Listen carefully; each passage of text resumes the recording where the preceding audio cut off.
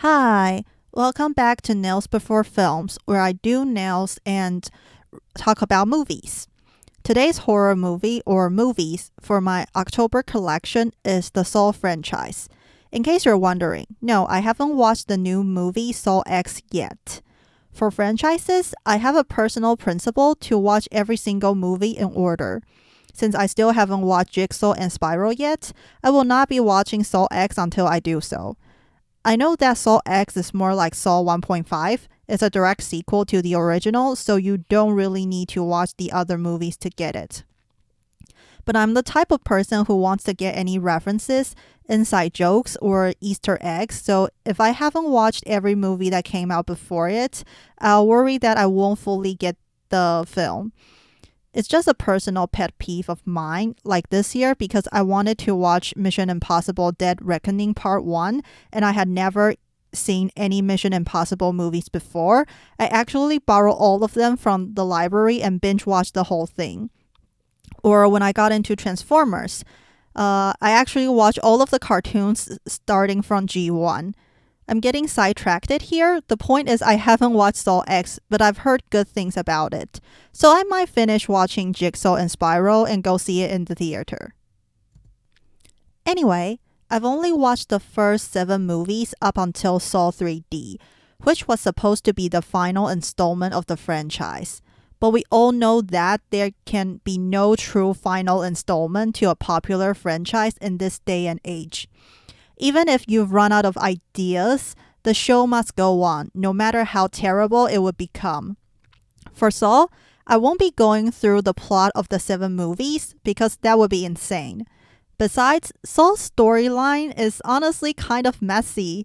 In my opinion, it's just a gory soap opera. Seriously, if you take away the torture stuff, it's just a story about relationship issues, vengeance, and personal vendettas.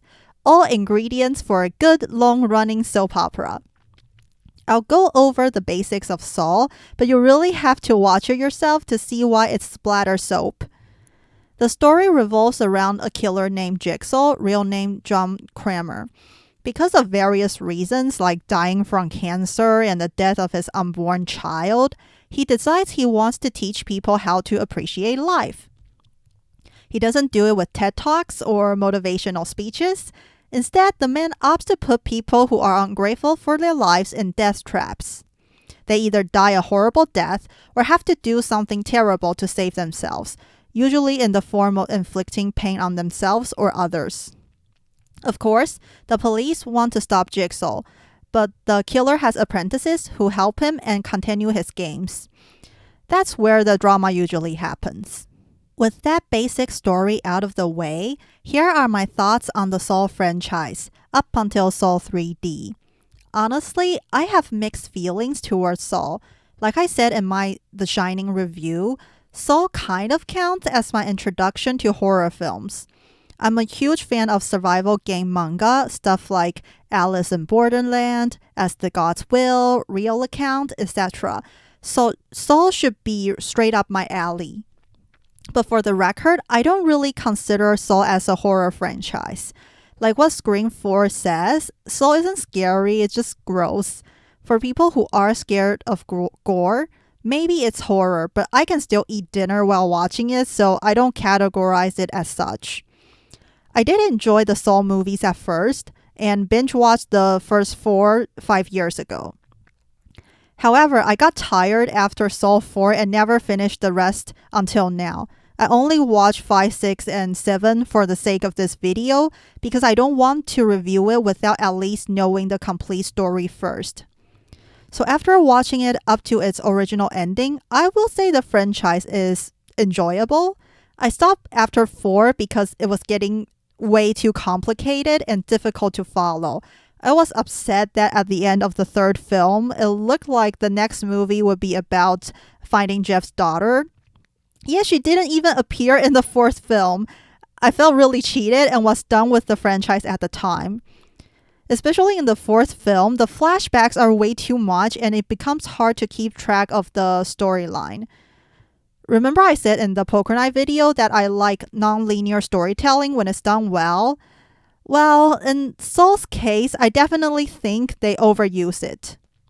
It's difficult to follow not only because there is too much back and forth, but it also requires you to remember what happened in the previous movies. Furthermore, there are multiple storylines going on at the same time. The stuff with Jigsaw and his apprentices, the games themselves, and the police drama. With all of these plots and the back and forth and references to previous movies, audience can get lost real fast. It's honestly overcomplicated and impossible to straighten out what's happening at what time when you're watching the movie. Besides, most people probably watch the Soul movies for the gory games. I know I do, so a convoluted storyline isn't really what we're looking for. But at least I think they wrapped up the story quite nicely in Soul 3D, and most of the twists in the franchise make sense. The one in the first movie where Jigsaw gets back up to close the door and says game over, it's truly a classic. However, I don't like how things don't get explained immediately, sometimes not even in the next movie. Like the letter Amanda read in Soul 3, it isn't explained until Soul 6. Or the I know who you are note to Huffman in Soul 5, which wasn't explained until Soul 3D.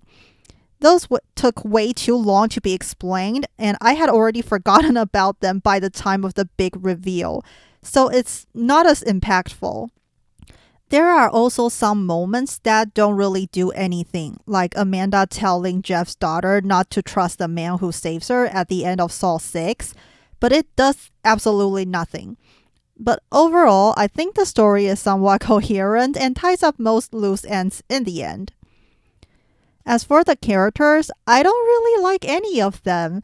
Usually, I like the killer in these kinds of movies, and Jigsaw even has a greater purpose for the traps.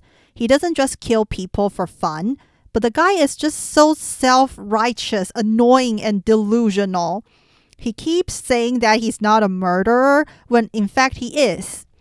Even if you don't take into account the people in his traps, what about the cops you killed? They were just doing their jobs. They don't deserve to be killed.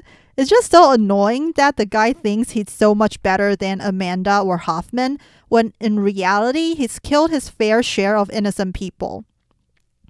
Also, they were your apprentices, and you knew they were just killing people, yet you did nothing to stop them. I might like him more if he recognizes what he does as wrong, but still does it for the greater good, believing that the end justifies the mean. But throughout the franchise, he completely believes he has the moral high ground, which is just so annoying. As for the other characters, I only feel bad for a handful of them. I feel bad for the police. They were just trying to catch a terrible killer, so none of them really deserve to die such horrible deaths. For the police participants in the trap games, their lesson is mostly just walk away, let it go. But they're cops. It's their job to catch a murderer, so that's a bit unfair. I also feel bad for Joyce in the last movie. She's done nothing wrong, so I don't really get why she has to die. But that's basically it. Everyone else is a jerk in some way, so it's hard to like them or care about them. Lastly, let's talk about the traps. I like gore, so those are fun to look at. Most of them are pretty creative and appear to be doable, so it does make you wonder whether or not the people selected for the games will complete them on time. The only trap game that I really don't like is the group one in Soul 5, where 5 people have to work together to get out. That one is just too easy and obvious in my opinion, and I guessed it from the start. Also, some of the main trap games don't really seem fair. For example, the insurance company one. I get the idea and irony of having the CEO decide who lives and who dies, but for his second test, I think it's quite distasteful having him choose between the old secretary and the young file clerk. For all we know, the 2 people could be innocent because the movie doesn't tell us what they did wrong. My guess would be their sin is they work for a corrupted company, but it's not like they're the ones making decisions. They could be just earning an honest living. Of course, there's also the one I mentioned before, Joyce's death in Saw 3D. She has no idea Bobby lied to her, so I don't understand why she has to die. They could have fixed it with something like she found out about Bobby but pretended not to know so that she can stay with him for his money and fame. That way, the death would be somewhat more justified. Maybe the writers thought she benefited from Bobby's lies, so she deserves to die too. But that's a really weak argument, in my opinion. I know that I mostly complain about the franchise in this video, but I do think the Saw movies are fun. Most of the trap games are interesting and engaging. They do make the audience wonder what choices the participants will make. The main plot regarding Jigsaw and his apprentices is okay. You do want to see whether or not the police will catch them. It's just a bit frustrating to see Jigsaw always come out on top, and the police are just too weak and stupid to stop them. Seriously, the police only take L's in this franchise. I feel really bad for them. That's basically my thoughts on the Saw franchise. Up until Saw 3D, I think it's fine. I feel like they got carried away in the later films, but at least they stopped at a good spot with a somewhat satisfying ending. But I don't know. I just don't like Saw as much as I thought I would. Like I said earlier, stuff like this should be my cup of tea. But Saw is just underwhelming and confusing sometimes. Still, I find them to be entertaining and enjoyable, and I'll definitely finish watching the rest of the movie someday. Hope you guys enjoyed this video and the Billy the Puppet nail I made. As always, like, subscribe, comment, do what you want, and keep nailing it, people.